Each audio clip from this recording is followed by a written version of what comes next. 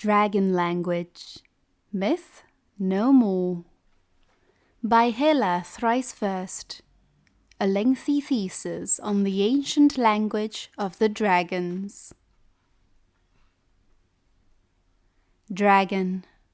The very word conjures nightmare images of shadowed skies, hideous roaring, and endless fire. Indeed, the dragons were terrifying beasts that were once as numerous as they were deadly. But what most Nords don't realize is that the dragons were in fact not simple mindless beasts. Indeed, they were a thriving, intelligent culture, one bent on the elimination or enslavement of any non-dragon civilization in the entire world.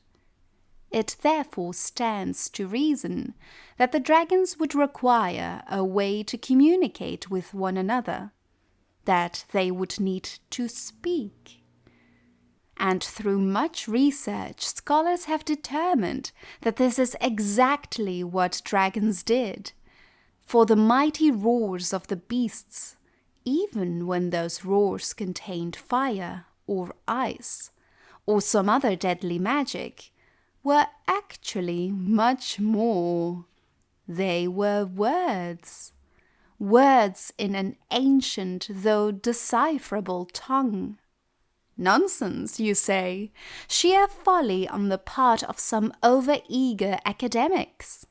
I thought precisely the same thing. But then I started hearing rumors. The odd snippet of a conversation from some brave explorer or gold-coveting crypt diver. And always, it was the same word repeated. Wall. So I listened more. I began to arrange the pieces of the puzzle and slowly unravel the mystery. Spread throughout Skyrim in ancient dungeons, burial grounds, and other secluded places, there are walls. Black, ominous walls on which is written a script so old, so unknown. None who had encountered it could even begin its translation. In my heart, I came to know the truth. This was proof of the ancient dragon language. For what else could it possibly be? It only made sense that these walls were constructed by the ancient Nords. Nords who had lived in the time of the dragons, and out of fear or respect, had somehow learned and used the language of the ancient beasts. But at that point, all I had was my own gut instinct. What I needed was proof. Thus began the adventure of my life, one spanning 17 months and the deaths of 3 courageous guides and 2 sellsword protectors. But I choose not to dwell on those grim details, for the end result was so glorious, it made any hardship worth it. In my travels, I found many of the ancient walls, and every suspicion proved true. It did in fact appear as if the ancient Nords had copied the language of the dragons of old, for the characters of that language very much resemble claw marks or scratches. One can almost envision a majestic dragon using his great sharp talons to carve the symbols in the stone itself. And a human witness, possibly even a thrall or a servant, learning, observing so that he too could use the language for his own end.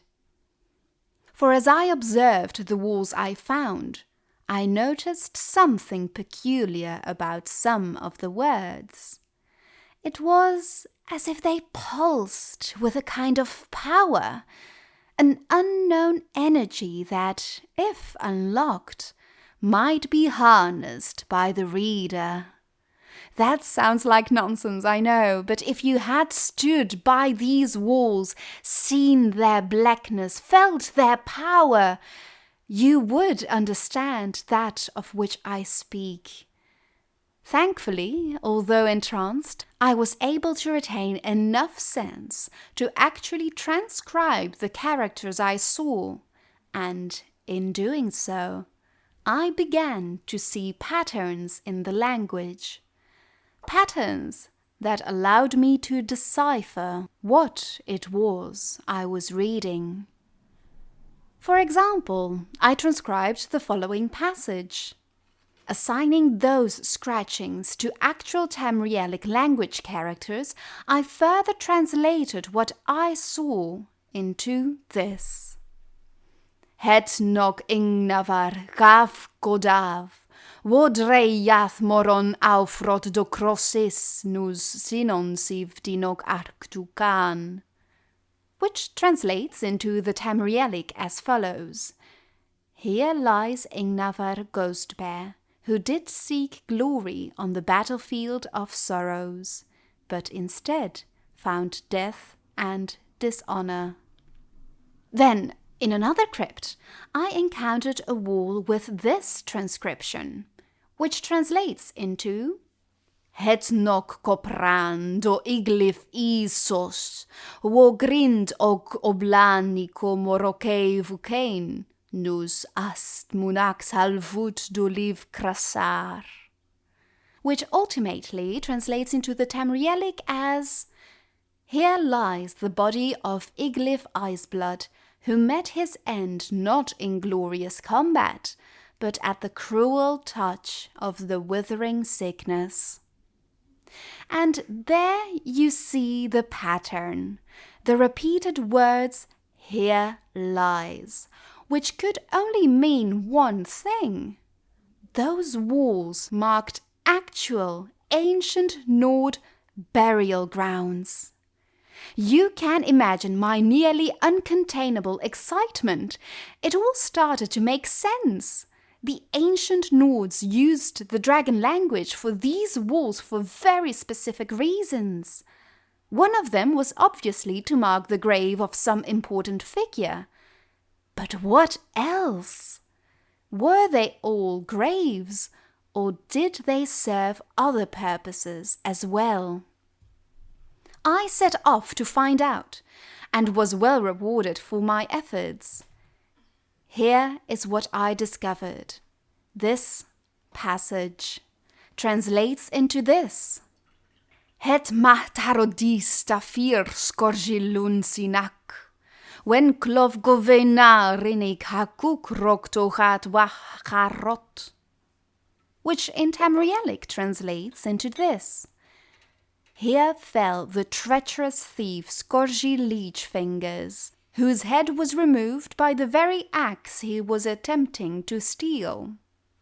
So here we see a wall that marks the spot where some significant ancient Nord died. This passage translates into this. Ketsegol varukiv danik falil kirdo gravun frod, wobovol komar nol kinzon zakri do kruzik hokoron, which in Tamrielic translates into this. This stone commemorates the doomed elf children of the autumn field who fled in terror from the sharp swords of the ancient enemy. This wall seems to commemorate some ancient, long-forgotten event in Tamrielic history. Whether that event occurred on or near the place where the wall was erected, we will probably never know. And finally, this passage translates into this. Aesa wahlan kessegol brinahi vachkrukt. Tohild fin tor, when smolin achfrin ol sako heim. Which in Tamrielic translates into this. Aesa raised the stone for her sister, Tohild the Inferno, whose passion burned hot as the red forge. This wall, and I encountered quite a few like this, was obviously commissioned or built by a specific person to honor someone important to them. What was the significance of the location? Was it important to the person who died, or is it the actual location of that person's death? Again, those answers are probably lost to time and will never be known. And so, you see, the ancient dragon language is indeed myth no more. It existed, but better yet, it still exists, and probably will until the end of time, thanks to the ancient Nords and their construction of these many word walls. But don't take my word for it, for the walls are there for the discovering in Skyrim's dangerous secret places. They serve as a bridge between the realm of the ancient Nords and our own. The dragons may never return to our world, but now we can return to theirs. And someday, we may even unlock the strange, unknown power hidden in their words.